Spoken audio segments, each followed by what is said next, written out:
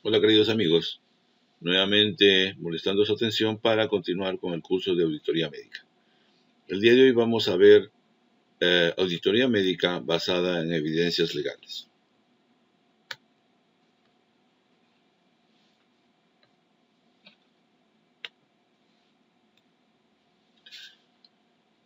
Eh, para hablar de auditoría médica tenemos que remitirnos a las preguntas clásicas.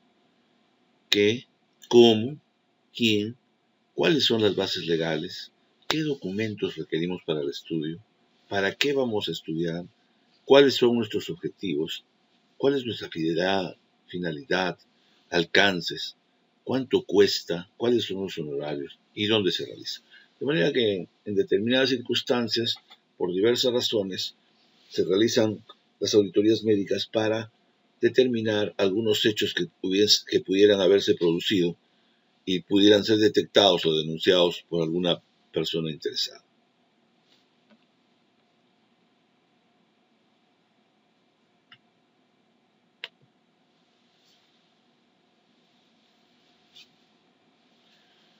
¿Qué es auditoría médica? Auditoría, como ustedes conocen, es una palabra que viene del verbo latino audire, que significa oír, escuchar. Los auditores eran las personas que aprendían por instrucción de oídas. En la Edad Media y los españoles nos trajeron a nuestras costas a aquellos personajes que se escuchaban judicialmente y trataban los casos, como las audiencias en una corte. De manera que los oidores eran jurisconsultos que se dedicaban a escuchar las quejas y denuncias que se realizaban. La auditoría médica es pues conocida, como ustedes saben, como un proceso sistemático que obtiene y evalúa de una manera objetiva la evidencia con respecto a las declaraciones de ciertas acciones económicas, eventos, de cualquier tipo.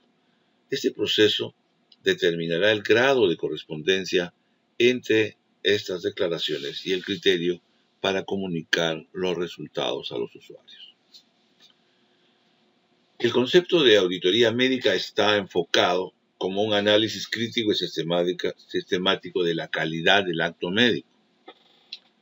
Este proceso utiliza los recursos y los resultados que repercuten en los desenlaces clínicos y en la calidad de vida del paciente. Para ello se requiere un análisis prolijo de los procedimientos diagnósticos y terapéuticos utilizados en cada caso. La finalidad es de mejorar la calidad en los servicios de salud. La calidad, por su parte, es la forma de realizar cosas correctas y de una manera correcta. En la atención médica, la calidad de atención se refiere al conjunto de actividades que realizan los establecimientos de salud y los servicios médicos de apoyo en el proceso de atención desde el punto de vista técnico y humano, para alcanzar los efectos deseados tanto por los proveedores como por los usuarios, en términos de seguridad, eficacia, eficiencia, en el caso de los recursos, y en la satisfacción del usuario. Para analizar los principios de calidad debemos enfocarnos en una serie de hechos fundamentales que son los que constituyen la calidad, como por ejemplo la organización enfocada en los clientes, el liderazgo de las personas, el compromiso del personal respecto a algunas acciones, el enfoque relacionado con los procesos y de cómo se desarrollan, el enfoque del sistema hacia la gestión, los conceptos sobre mejora continua, el enfoque objetivo hacia la toma de decisiones y la relación beneficiosa entre y con los proveedores. Los objetivos de la auditoría médica están obviamente orientados a prestar servicios óptimos con costos razonables y con el menor número de riesgos. Eso implica que la garantía de calidad no está orientada a culpar y castigar a las personas, sino fundamentalmente a prevenir o minimizar los errores. El mejoramiento de la calidad de los servicios reconoce y detecta las deficiencias del sistema. Puede captar los errores para corregirlos, obviamente en bien del médico y del paciente. El aspecto legal relacionado con la auditoría médica previene la mala práctica médica. y observa el cumplimiento estricto de las normas legales y disposiciones sanitarias estrechamente relacionadas con la asesoría jurídica. ¿Cuáles son los objetivos de la auditoría médica? En el aspecto normativo tenemos que a partir del análisis de los dispositivos legales, como son las normas éticas y morales, y el cumplimiento y ejecución de las mismas, orientadas a las normas que están organizadas como una secuencia de pautas y de métodos que están registrados en manuales, en reglamentos y que tienen ciertos niveles de expresión como son los estándares. Esto tipifica los actos y conductas que evaluará la auditoría médica para lograr los objetivos que se plantean. Además, debemos tener en cuenta de que dentro de los objetivos de la auditoría médica está de promover el funcionamiento y el nivel de la atención médica, tomar conocimiento de las irregularidades y evidencias para apertura de procesos administrativos, disciplinarios o penales en los actos observados, analizar las estructuras de los recursos existentes, de faltar, solicitar los recursos físicos y humanos deficitarios. Y por último, verificar el logro de los objetivos y metas programadas, reorientando las actividades con modificación de los procedimientos. También en los objetivos de la auditoría médica está el aspecto financiero o administrativo, compatibilizando una buena relación entre eficiencia, costos, calidad y seguridad en la atención brindada. También se pueden considerar otros tipos de auditorías que observen, por ejemplo, aspectos docentes y de investigación. Esto va a permitir analizar los procesos y los efectos que se producen a través de las actividades docentes. Puntualmente, también se considera que la auditoría nos permite como Santo Tomás buscar y ver las realidades como se han desarrollado, es poner el dedo en la llaga. Y consiste pues precisamente en determinar la calidad de la atención de los servicios, estimar el nivel y grado de coordinación alcanzada entre ellos, programar la atención médica para mejorar los servicios, disminuir los índices de ocupación del tiempo mayor del necesario, promover las relaciones de trabajo de los médicos entre sí, con las autoridades y los pacientes, evaluar los costos de funcionamiento para mejorar las instalaciones, equipos y servicios en determinados centros asistenciales, identificar los niveles de rendimiento para corregir sus desviaciones, seleccionar casos clínicos para la actividad de investigación y enseñanza, constituirse en un instrumento de autoevaluación del profesional de la salud y, por último, evaluar los mecanismos de referencia y contrarreferencia de los pacientes entre los diferentes niveles de atención de un determinado servicio. Las bases legales son amplias, fundamentalmente basadas en la Constitución del Estado. Están la Ley 27813, que es la Ley del Sistema Nacional Coordinado y Descentralizado de Salud, la Ley General de Salud 26842 de 1997, la Ley 26757, la Ley del Ministerio de Salud, el Decreto Legislativo 599 de la Ley del Trabajo Médico. También en los últimos tiempos tiene vigencia plena el nuevo Código de Ética del Colegio Médico del Perú del año 2007, la norma de auditoría de la calidad de atención en salud del 2005, y también se considera válida la ley número 27813, conocida como la Ley del Sistema Nacional Coordinado y Descentralizado de Salud. Con estos elementos de base se pueden lograr los acercamientos necesarios para valorar las acciones realizadas en determinadas circunstancias en los centros asistenciales. Esto es dinámico y es una relación que ustedes deben considerar que es importantísimo porque ya desde los años del año 97 y de la aprobación del Reglamento General de Establecimiento del Sector Público y luego el Reglamento General de Hospitales de Salud, del Decreto Supremo que aprueba el Reglamento de Organización y Funciones del Ministerio, los textos únicos ordenados de la Ley 2786 de Transparencia y Acceso a la Información Pública, la resolución ministerial que aprueba el Sistema de Gestión de la Calidad en los hospitales peruanos. También es importante la Ley del Código de Ética de la Función Pública, la resolución ministerial que aprueba el modelo de reglamento de organización y funciones de los hospitales, eh, el reglamento de organización y funciones del Ministerio de Salud, el documento de la salud integral, compromiso para todos, como modelo de atención integral de salud, y los reglamentos y organizaciones de las funciones del Ministerio de Salud. De manera que con esta reglamentación es posible que, pudiéndola obtener fácilmente de Internet, puedan ustedes elaborar los programas para la evaluación de los casos dentro de un determinado nivel de la auditoría médica.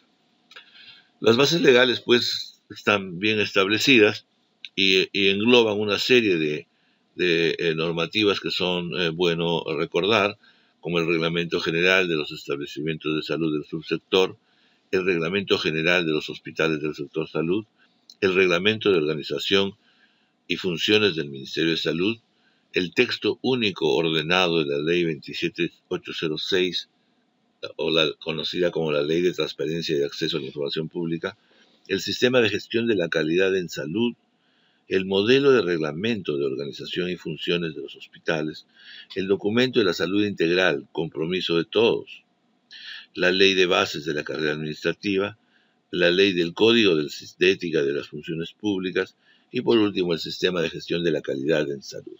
De hecho, en nuestro país no es que sobren las leyes, pero las leyes a veces van complementando de una manera paulatina los objetivos y finalidades que se deben buscar. ¿Cómo se realiza una auditoría médica? Para realizar una auditoría médica se requiere contar con la participación integral de profesionales de las ciencias de la salud, es decir, como ustedes saben, médicos, enfermeras, técnicos, obstetrices, nutricionistas, odontólogos, químicos, farmacéuticos, en general, todas las personas relacionadas con las que se conocen como profesiones de la salud, donde todos ellos están de alguna manera comprometidos y son los que van a dar los resultados necesarios para los cambios de los procesos. ¿Qué se requiere para una óptima auditoría médica?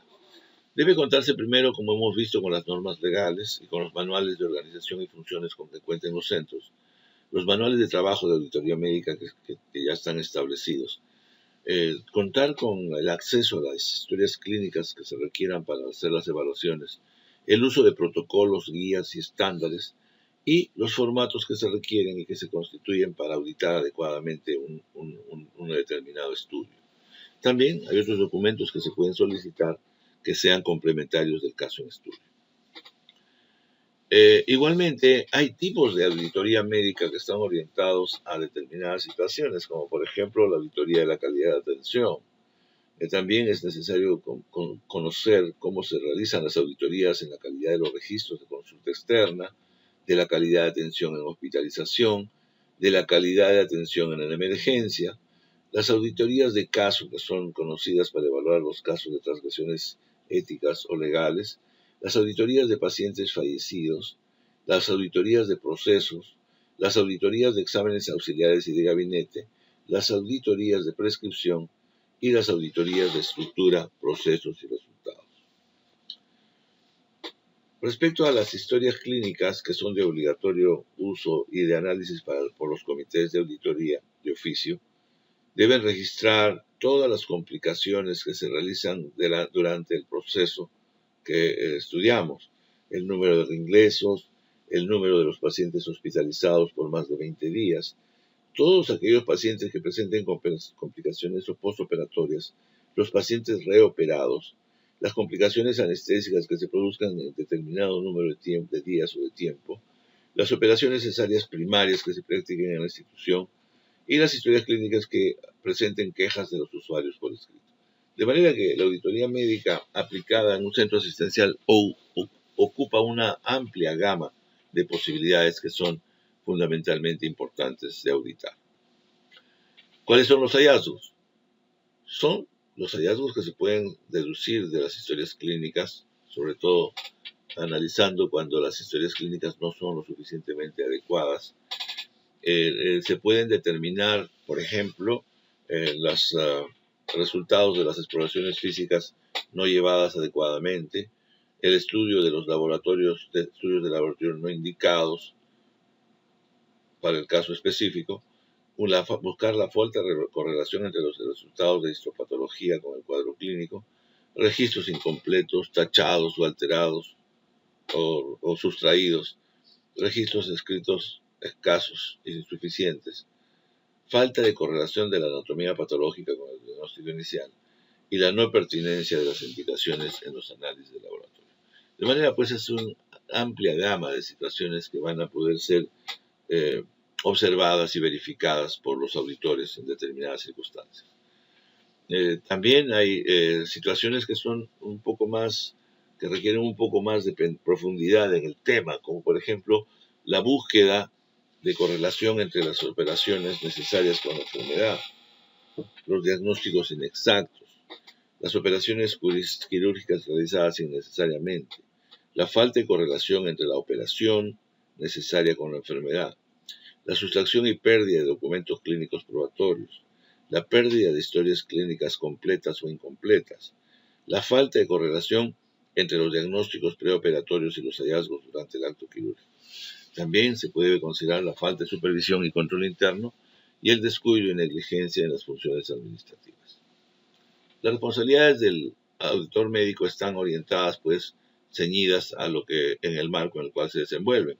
De manera que hay una responsabilidad moral y ética fundamentales, una responsabilidad administrativa, una responsabilidad penal y una responsabilidad civil. De manera que la amplia gama de situaciones que se producen alrededor de los procesos que vamos a estudiar ocupan un alto contenido de observancias que se realizan cotidianamente en la sociedad civil. Tocando el tema de responsabilidad ética, hay que considerar que el médico que realiza auditoría debe ceñirse a las normas establecidas en el Código de Ética del Colegio Médico. Es muy importante porque los resultados que se observen a través de la auditoría médica deben ceñirse a las normas como están establecidas. Y en el artículo 27, algo muy importante, señores, para todos ustedes, es que los médicos legistas, los peritos y auditores deberán ser veraces y limitarse a establecer causas y hechos. De ninguna manera pueden formular opiniones o juicios de valor sobre responsabilidades legales. Los auditores no pueden tipificar las infracciones y denuncias que ellos logren observar y lo correlacionen con negligencia médica. Solamente deben describir los hechos y sacar las conclusiones que ellos a través de los hechos puedan determinar de una manera sencilla y coherente.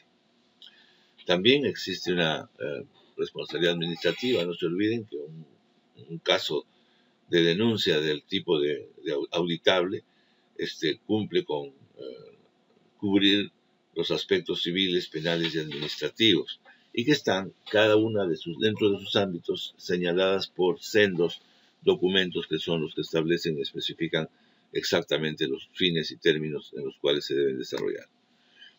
También existe una responsabilidad penal obvia que se puede determinar en el numeroso contenido de los artículos del Código Penal. Por ejemplo, el uso indebido de los archivos computarizados, la violación del secreto profesional, el cambio, obstrucción, ocultamiento de documentos adrede, falsificación de documentos, falsidad ideológica, es decir, no ser veraces en sus afirmaciones, omisión de consignar derechos en las declaraciones en los documentos, supresión y destrucción, ocultamiento de documentos. Y por último, situaciones que están vinculadas al ejercicio ilegal de la medicina. ¿Cuáles son los alcances del informe de auditoría médica? Primero, constituyen la piedra fundamental en la educación médica continua, en los aspectos fundamentalmente preventivos. Se aplican para los miembros que trabajen en un determinado departamento el conocimiento administrativo institucional. También se correlacionan con el proceso administrativo disciplinario que se desarrollan cuando existen faltas graves en un centro hospitalario. Igualmente debe considerar las perspectivas éticas para hacer la denuncia correspondiente, las perspectivas de calidad en la atención y las responsabilidades legales. De manera que el informe de auditoría médica tiene una enorme cobertura que es importante que sea desarrollada y tomada en cuenta para lograr los aspectos puntuales que se requieran en su desarrollo. De manera que esto es algo que verdaderamente es importante, que ustedes deben conocer y tomar en cuenta para aplicarlo en el momento determinado. Vamos a ver una auditoría. ¿A qué nos referimos cuando hablamos de auditorías en presuntas negligencias médicas? Como ustedes saben, y es común y conocido, que en las organizaciones asistenciales existen altos riesgos de la presencia de infracciones éticas compatibles con situaciones, por ejemplo, relacionadas con, entre otras, con las negligencias y malas prácticas. De manera que es muy importante que seamos conocedores amplios de estos temas, de manera que podamos, de alguna manera, tener las condiciones necesarias para hacer las evaluaciones correspondientes en determinadas circunstancias. De hecho, entonces, es importante que el médico auditor esté compenetrado con este tipo de situaciones. Por ello es que en los casos de presunta negligencia médica hay que evaluar las situaciones para determinar en qué consisten, quiénes son los que han cometido y cuáles son las circunstancias relacionadas con el tema.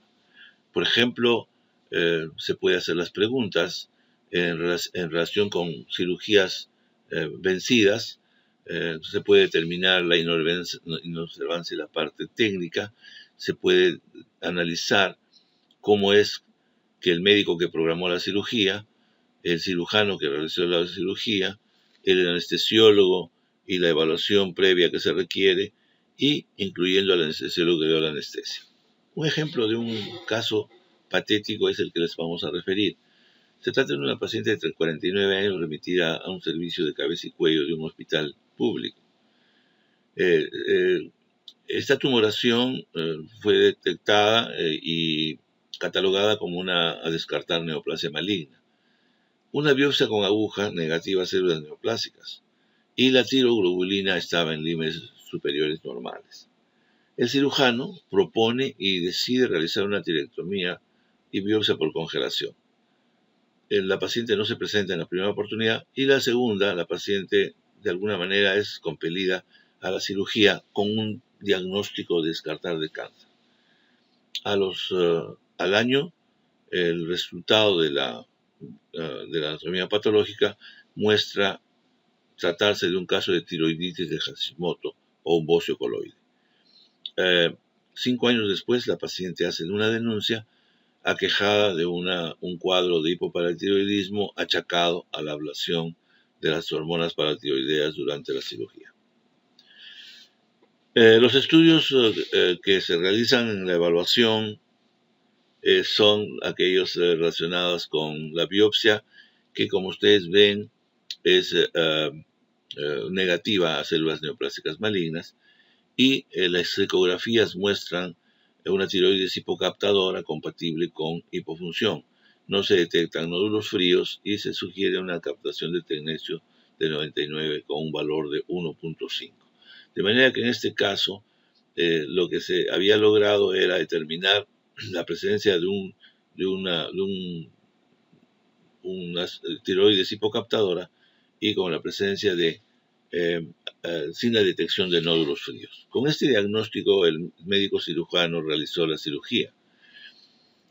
Los resultados del examen anatomopatológico luego de la cirugía correspondían a una tiroiditis de Hashimoto, asociada a un bozo coloide. De hecho, entonces es un caso que debemos estudiar porque cuenta con las características necesarias que los pacientes y usuarios desean. Es una denuncia que se realiza por vía ética, civil y penal contra el médico por haber producido una iatrogenia al haber producido un hipoparatiroidismo relacionado con la ablación de la glándula tiroides. Cuando se hacen las evaluaciones y revisamos la historia clínica, encontramos que en la página de consentimiento informado, que es un documento que para empezar carece del nombre de la paciente. De hecho, aparentemente revisamos la historia y encontramos que el médico había omitido poner. Si bien es cierto, estaban algunos datos biográficos, estaba también la firma de la paciente. No existía, como ustedes pueden observar, el caso en el caso, por ejemplo, de la firma del médico. Y la información que eh, obra en el documento, en la transcripción a, a máquina, muestra que dice, pues efectivamente, consiento que se me administre sangre y derivados. Dos, que se me ha explicado que durante el curso de la intervención pueden presentarse condiciones previstas. Tercero, considero que se me administre de anestesia general. Cuarto, asimismo, declaro y conozco el trabajo de los médicos cirujanos, de acuerdo a la ley del trabajo médico y el código de ética del colegio médico. Declaro que es una actividad riesgosa y como tal, si se produjese un daño a consecuencia del caso fortuito o imprudencia del paciente o familiares, los médicos se eximen de responsabilidad administrativa, civil o penal. Finalmente declaro, dice el consentimiento, a través de la paciente, finalmente declaro que al acudir a este centro asistencial, consiento todo y cada una de las partes enunciadas en forma totalmente voluntaria, depositando mi confianza en el trabajo profesional y buena fe de los médicos de este hospital. De manera que esta es una declaración, pues, de asentimiento aceptable, pero que no tiene la información que establece la norma. La norma específicamente sobre este tema implica la naturaleza de la enfermedad, los riesgos y beneficios, el hecho de no querer operarse y la aceptación o no del procedimiento. De manera que con este consentimiento informado, consideramos de que el médico ha infringido las normas relacionadas con el tema. Los estudios pues muestran a los 5 años de realizada esta cirugía resultados verdaderamente heterogéneos. Hay una hipoparatiroidismo bioquímico y radiológico que muestra pues que había una correlación con la falla de este órgano eliminado. Su salud, que es la auditoría que se realiza, es puntual y como ustedes pueden apreciar, de acuerdo a los registros revisados, se establece que la señora portadora de ese problema habían sido sometida a un tratamiento. En el punto número 2 observan de que no fueron solicitados los estudios que se requerían para un análisis más adecuado en los servicios correspondientes del hospital. El doctor no consigna en la historia clínica la citología negativa, de manera que debería haber colocado en alguna parte de la historia o en una parte del consentimiento informado el hecho de que los resultados habían sido negativos a células neoplásicas y tampoco se le solicitó repetir la prueba. De manera que el auditor de su salud demuestra de que se encuentran evidencias de incumplimiento a la norma técnica en la historia clínica. De manera que, y además se reserva el hecho de que este paciente había sido tratado inadecuadamente al no haberse aplicado los protocolos que se deberían seguir para tumoraciones de cuello.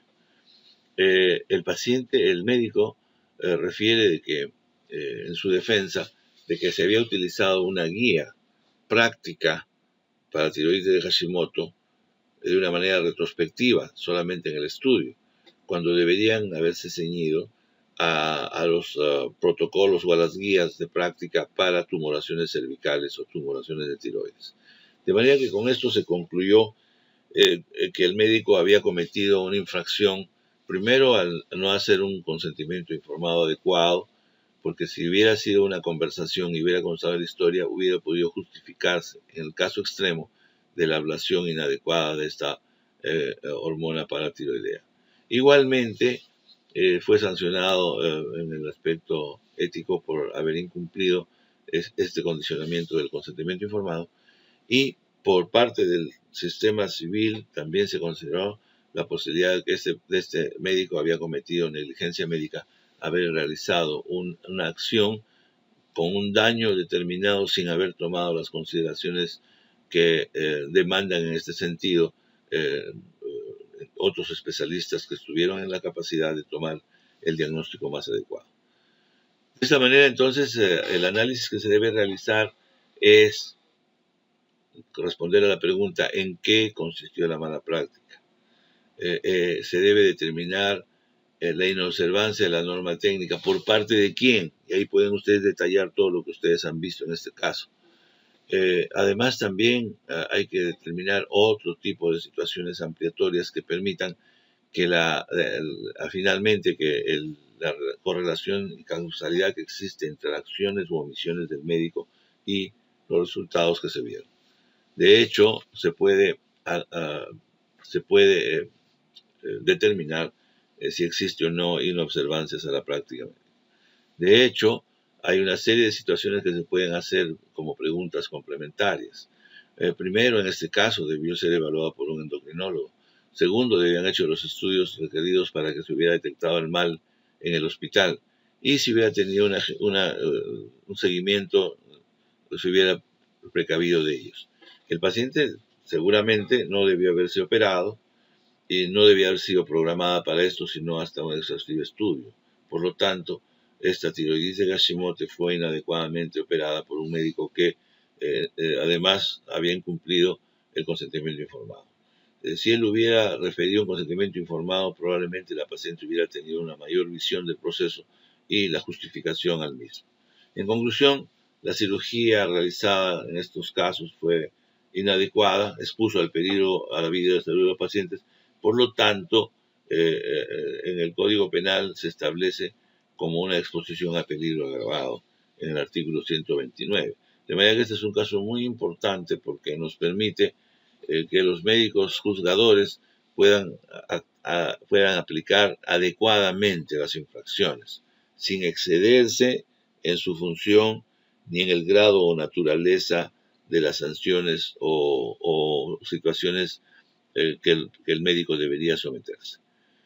Les voy a dejar este caso para que ustedes lo revisen, de manera que para la próxima reunión podamos, a través de un análisis, utilizando todos los recursos que se requieran, poder sacar algunas conclusiones para determinar si la auditoría médica es adecuada y, en todo caso, defender la auditoría frente a los criterios que pudieran tener otros médicos, especialistas o peritos de parte que se constituyan a pedido de los familiares.